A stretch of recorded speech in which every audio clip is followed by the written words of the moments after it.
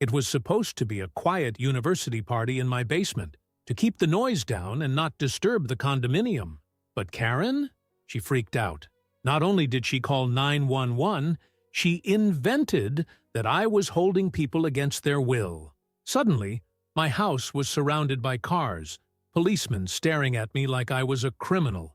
And Karen? With her arms folded, with that little smile of victory. Only she hadn't counted on the security cameras unmasking everything. I just wanted to have a party, that's all. A normal university party, the kind that everyone has done or been to once. No big deal. The plan was simple. Call up some friends, put up some nice lights, fill the fridge with cheap beer, and blast the music loud enough to get the crowd going, but without turning the neighborhood into an uncontrolled rave. And, of course, use the basement to isolate the noise and not disturb anyone. But I'd forgotten one small detail. Fucking Karen from the HOA. She was the kind of woman who could bother you even with the air you breathed. You know that neighbor who feels like she owns the street? The one who knows all the rules of the condominium as if she wrote them herself? The one who has a personal hatred of anyone who seems to be enjoying themselves? That was her, and I tried to be discreet. I did everything according to the rules. I started the party early, warned people not to make a mess in the street, put a makeshift sign on the door asking people not to shout. But it seems that Karen has an internal radar for moments of other people's happiness, because less than an hour into the party, there she was. First, she started off lightly. She appeared in my yard with her arms crossed, like a general ready to give orders, and stared. I swear I could feel her negative energy from there. She looked as if she had caught a crime in progress. This time, I ignored it. I didn't even give a damn. I just got on with my life, talking, laughing, and drinking. But Karen doesn't like being ignored.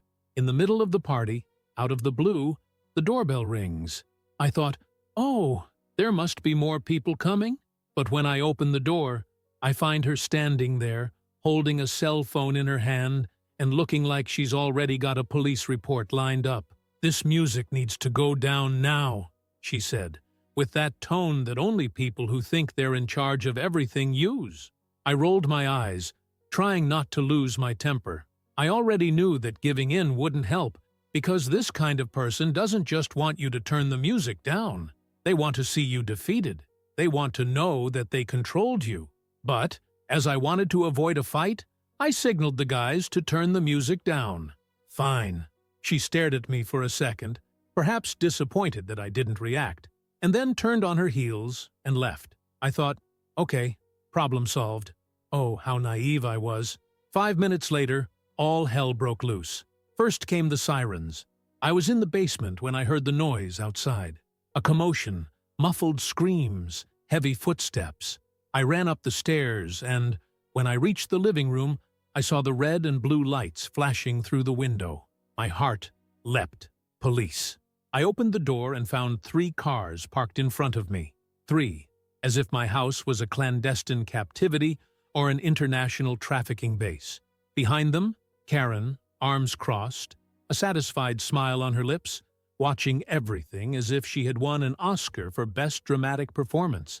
One of the policemen, a tall guy who looked like he couldn't take this kind of call anymore, looked at me and got straight to the point. "We've received a report that people are being held against their will at this address." For a second, I thought I'd heard wrong. I looked around, as if the universe itself could confirm that this was really happening. "What?" The policeman didn't repeat. He just stared at me, waiting for an answer. And that's when it hit me. Karen hadn't simply complained about the noise. She hadn't asked for the music to be turned down. No.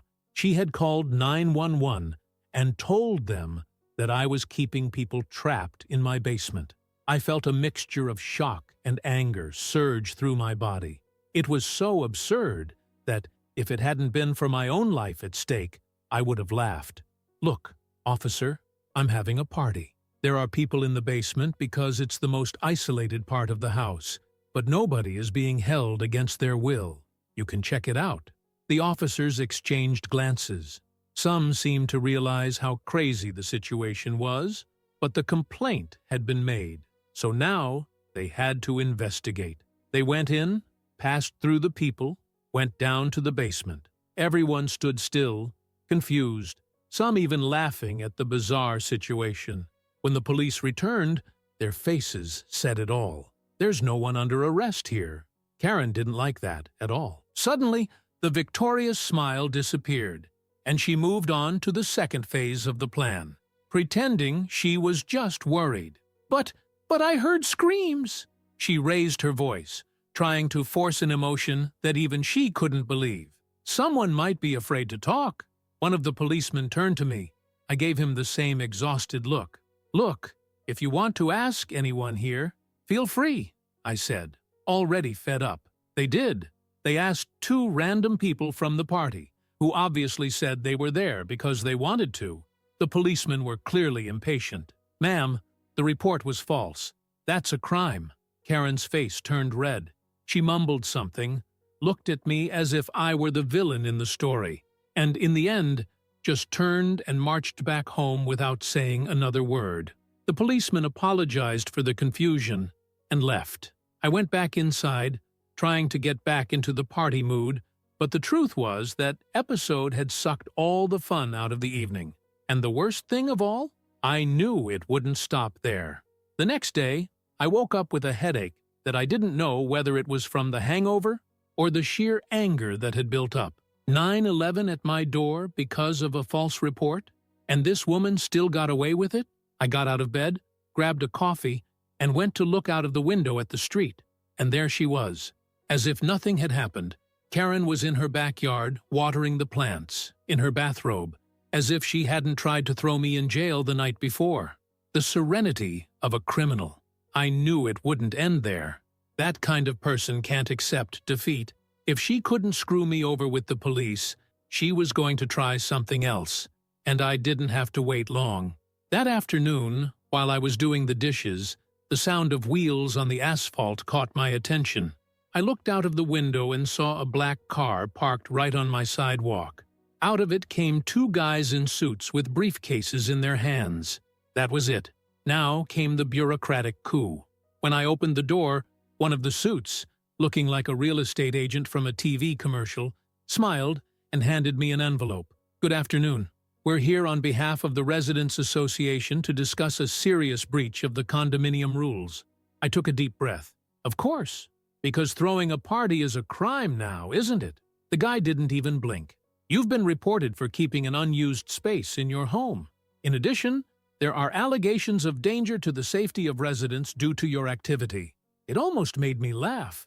I looked at the envelope, then at the 2 of them, and then at Karen's house. She was on the veranda, having tea, pretending she didn't even know what was going on. But I could tell she was savoring this moment, as if it were a 5-star dinner. I picked up the papers and started reading. It was a formal notice from the HOA, informing me that my basement was being considered an irregular space because it hadn't been registered on the house plan. That's a joke, right? The suit kept his face neutral. If there is no regularization within 30 days, a daily fine of $500 will be imposed, in addition to the possibility of legal action. There you go. I had entered the real circus of bureaucracy. Karen hadn't managed to screw me over with the police, so now she was trying to suffocate me financially. And the worst part? The HOA could really make my life difficult. They didn't have the power to rule my house like a government, but they could create fines until I gave up fighting. I closed my eyes for a moment, trying to stay calm. Fine. Can I appeal? The suit gave a mechanical smile. Of course you can. The next committee meeting is in 2 weeks. You can present your defense there. Good. 2 weeks to try and reason with a group of people who were probably already on her side. Perfect. As soon as they left, I took out my cell phone and started researching. I discovered that, yes, some residents' associations really can impose fines for unregistered structures if they're within the rules.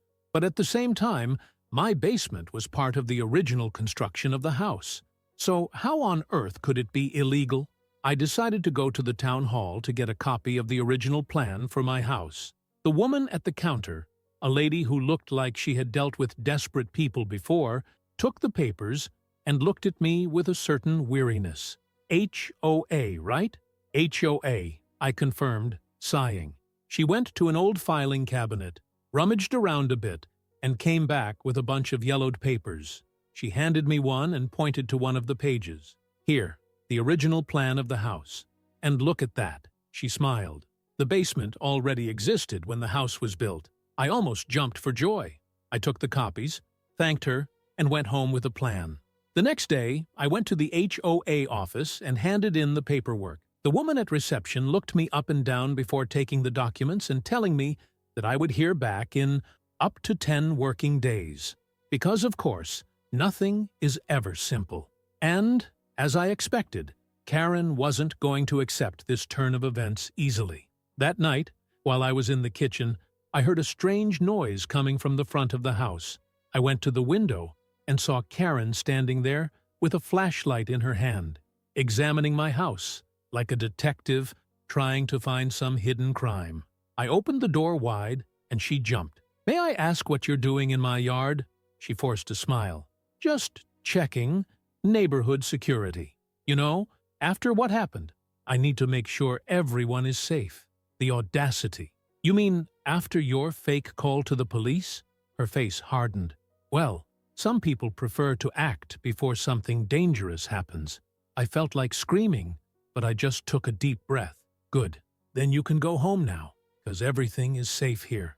She hesitated for a second, but then took a step back and returned to her territory, still looking like she had a card up her sleeve. I knew she wouldn't stop there, and I was right.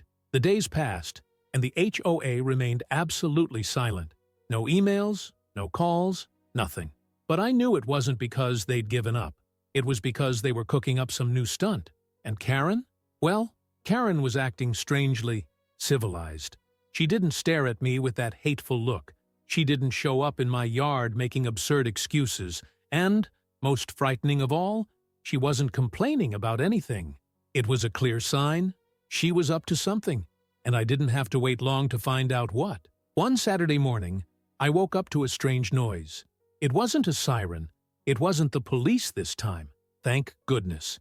But there was something going on outside. I went to the window and saw a group of men standing right in front of my house. They were wearing City Hall uniforms and were examining my garden, pointing to the side of the house and discussing something. Ah, that's it. I put on a t-shirt, slippers, and went outside. "Can I help you?" One of the men looked at me with a tablet in his hand, as if he was about to give me a ticket for existing. "We're here to carry out an inspection. There has been a report of structural irregularities in this residence." I closed my eyes for a second. Karen's voice echoed in my head, without her even needing to be there. "If I can't win, I'll drown you in red tape." "What kind of irregularity?" I asked, running out of patience. The man shrugged. "We'll need to do a full assessment before we can determine. But from what we have here, there are reports of unregulated electrical installations in the basement, a risk of infiltration, and possible damage to the structure of the house. It was an attack from all sides. Now, in addition to the HOA, the city council was also on my tail.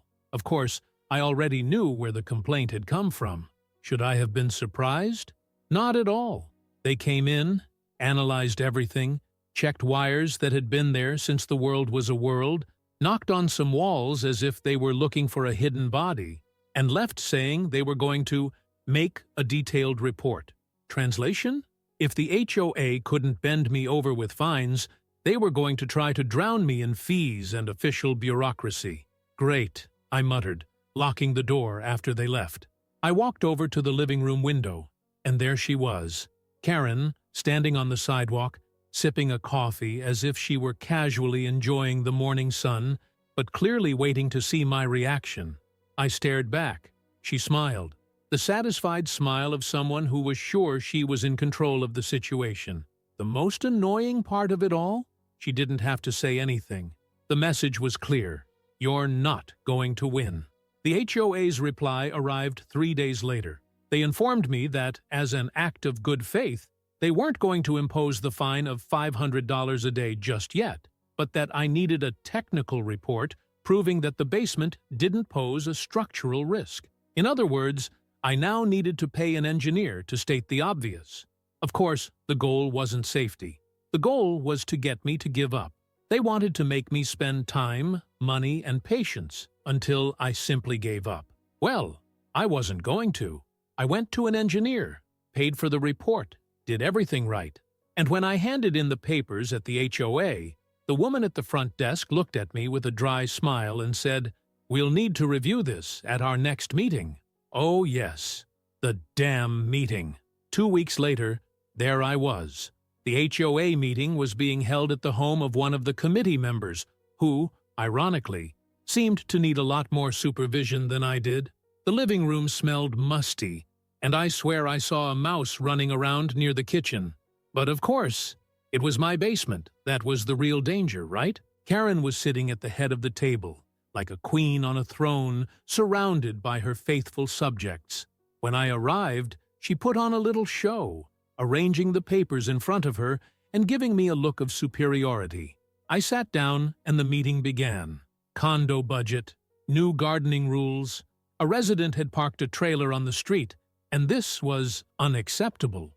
Until it was my turn, Karen snorted and gave me a condescending look. We have here the case of Mr.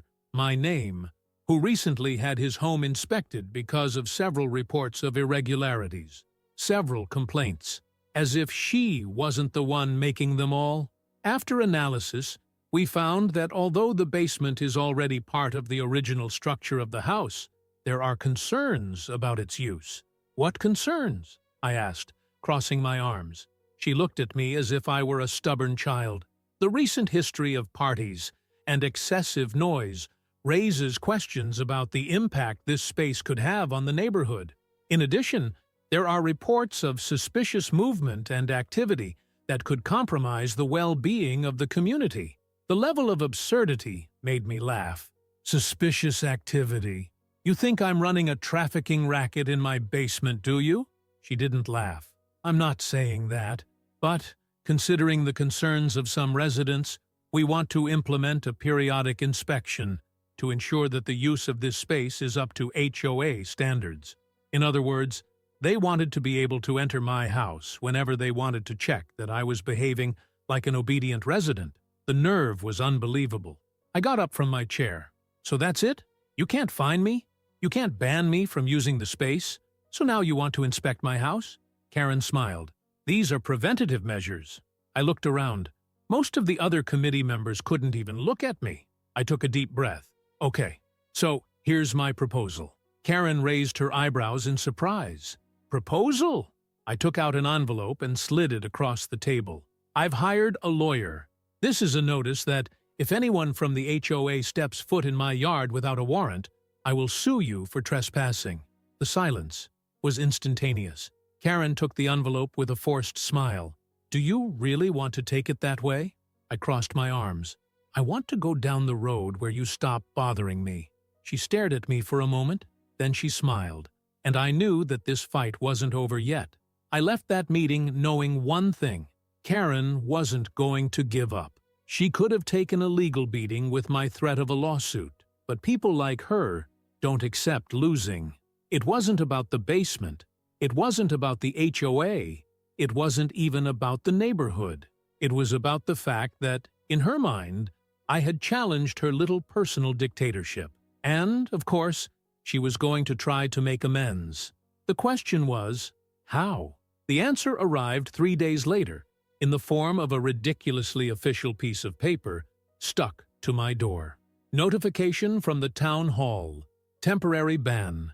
It was a letter informing me that my house was being considered potentially unfit for habitation until a full structural inspection was carried out.